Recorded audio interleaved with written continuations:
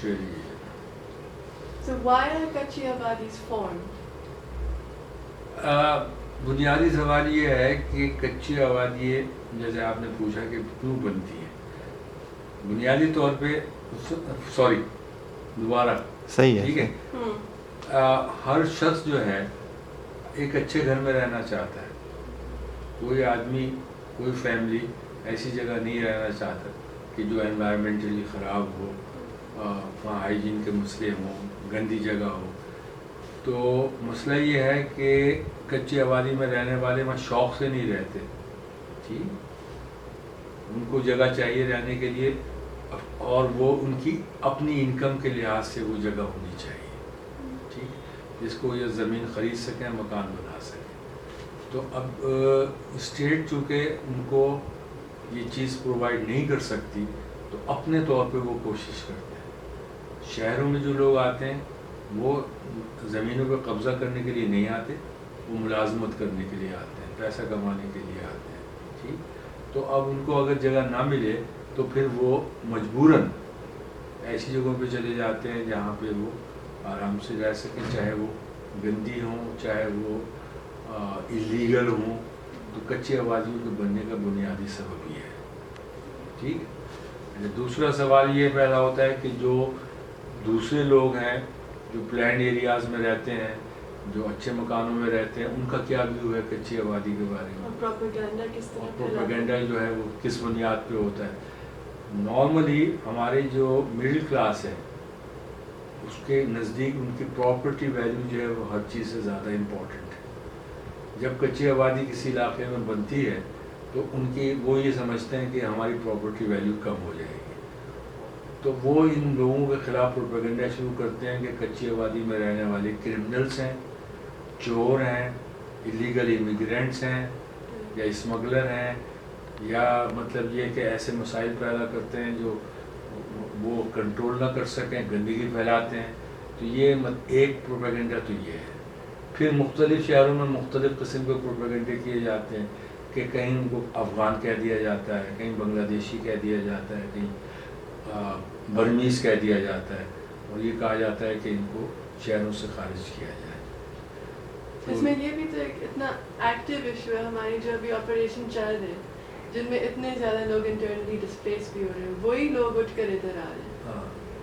انہی لوگوں کو یہ دوبارہ ٹیررسٹ کہہ رہے ہیں. وہ ٹیررزم سے بھاگ رہے ہیں, ان کو ادھر آ کر ٹیررسٹ کہہ رہے ہیں. لیکن حقیقت یہ ہے کہ یہ جو لوگ کچی آبادی میں رہتے ہیں یہ محنت کش لوگ ہیں, یہ اپنے ہاتھ سے روزی کماتے ہیں, یہ اسٹیٹ پر بوجھ نہیں ہے, یہ ہماری سوسائٹی اور شہروں کی ضرورت ہے.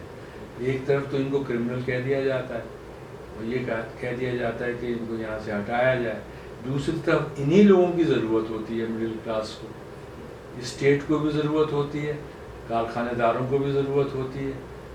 آپ یہ خیال کریں کہ اسلام آباد کو بنانے والے کون لوگ تھے؟ مڈل کلاس والے تو نہیں تھے.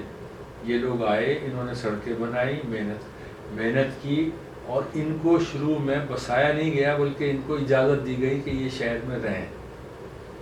ہونا یہ چاہیے تھا کہ جب آپ کو شہر کی ضرورت ہے شہر بنانے کی, تو ان کے لیے بھی رہنے کا انتظام کرتے. یا اگر آپ کارخانے لگا رہے ہیں, مزدوروں کی ضرورت ہے, تو مزدور جب آئیں گے تو ان کی رہائش کا بندوبست کرنا بھی یا تو کارخانے دار کی ذمہ داری ہے یا اسٹیٹ کی ذمہ داری. دونوں نے پوری نہیں کی. تو جب وہ وہاں رہیں گے, کام کریں گے, تو رہیں گے کہاں؟ تو یہ چیزیں جو ہیں یہ ہمارے مڈل کلاس کو اور ہمارے پڑھے لکھے لوگوں کو اور اسٹیٹ فنکشنریز کو سمجھ میں نہیں آتی کہ یہ کم آمدنی والے لوگ جو ہیں وہ شہری زندگی کا حصہ ہیں. اور جیسے صرف اس میں خرابی یہ ہے کہ یہ ان کی نظر میں ایلیگل ہی رہ رہے ہیں, باقی کوئی خرابی ان میں نہیں ہے. یہ ان سے زیادہ محنت کر رہے ہیں جو بڑے مکانوں میں رہ رہے ہیں. ان کی محنت کی وجہ سے یہ شہر چل رہے ہیں, کارخانے چل رہے ہیں, اور اگر یہ شہروں سے چلے جائیں تو یہ شہر کو چلانا ممکن نہ رہے. اور illegal بھی اسی لیے because they can't afford the legal. بالکل, ورنہ وہ بالکل پیسے دیں. وہ پیسے دینے کو تیار ہوتے ہیں, لیکن یہ کہ اس کے لیے ایسی اسکیمیں نہیں بنائی جاتی, وہ مجبوری کے طور پہ رہتی ہیں. مجبوری کے طور پر illegal. اگلا پوچھیں. What is the role of the state? State کی ذمہ داری بنیادی طور پہ یہ ہے کہ جو کم آمدنی والے لوگ ہیں ان کی ساری ضروریات کو یا تو وہ پورا کرے یا کوئی ایسی پالیسیز بنائے کہ جس سے ان کو سپورٹ مل سکے. مثال کے طور پر اگر وہ گھر بنا کے نہیں دے سکتی تو ان کو سبسڈائز لینڈ دے دے, یا یہ کہ اگر سبسڈائز لینڈ نہیں دیتی تو ان سے آسان قسطوں میں پیسہ لے لے. یہ لوگ کیا چاہتے ہیں؟ یہ ایک چھوٹا سا قطعہ زمین چاہتے ہیں اور یہ چاہتے ہیں کہ ان سے اتنے پیسے لیے جائیں جو ان کی انکم سے وہ دے سکیں. مثال کے طور پر اس وقت پاکستان میں 13,000 روپے منیمم ویج ہے. تو اگر منیمم ویج کے 2 مہینے کی آمدنی جو ہے اسٹیٹ ان سے لے کہ 2 مہینے کی آپ آمدنی ہمیں دیں اور آپ کو قسطوں پہ ہم ایک پلاٹ دے دیں گے, وہ مکان بھی خود بنانے کو تیار ہیں, انفراسٹرکچر کے جو بنانے کا خرچہ ہے وہ بھی دینے کو تیار ہیں. تو اسٹیٹ کی ذمہ داری یہ ہے کہ ان کی رہائش کا خود انتظام کرے, لینڈ کا انتظام کرے, سستی زمین کا انتظام کرے اور اس کے ساتھ ہی انفراسٹرکچر میں مدد دے. اور اس کے بعد پھر تعلیم, صحت اور جو چھوٹے قرضوں کی اسکیم ہے ان سے ان کو لنک کیا جائے تو یہ اپنے پاؤں پہ کھڑا ہو سکتے ہیں اور اسٹیٹ پر زیادہ بوجھ نہیں پڑے گا. لیکن ہوتا کیا ہے کہ اسٹیٹ جو ہے وہ رچ لوگوں کے لیے اور مڈل کلاس جو ہائر مڈل انکم لوگ ہیں ان کے لیے ساری سہولیات دیتی. یہ بڑے بڑے زمین کے جو قطعات دیے جاتے ہیں, ایک ایک کنال کے, 2 کنال کے, آپ کا کیا خیال ہے کہ ان کو مارکیٹ پرائس پہ دیے جاتے ہیں؟ ان کو سبسڈائز پرائس پہ دیے جاتے ہیں جس کو وہ 4 گنا, 8 گنا, 10 گنا جب وہ قیمت ہوتی ہے تو بیچ دیتے ہیں.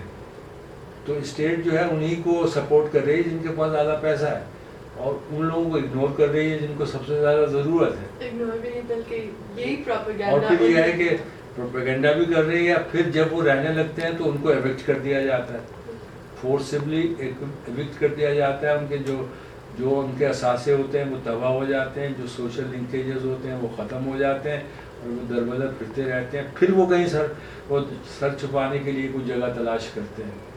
تو ایک تو یہ انسانی مسئلہ ہے, دوسرا یہ اسٹیٹ کی رسپانسبلٹی ہے, تیسرا یہ کہ ہمارے جو پڑھے لکھے لوگ ہیں ان کو یہ سمجھنے کی ضرورت ہے کہ یہ کوئی انکروچمنٹ کا یا کوئی ایسی فورسیبل آکوپیشن کا مسئلہ نہیں ہے.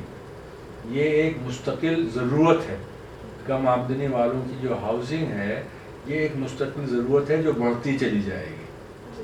تو اس کے لیے ضرورت ہے کہ ہم اپنی پلاننگ کو چینج کریں, اپنی پرائرٹیز کو چینج کریں اور ایسے لاز بنائیں, ایسی پالیسیز بنائیں کہ جس سے کم آمدنی والے جو ہیں وہ ایک سستے قیمت پہ ایک پلاٹ لے سکیں.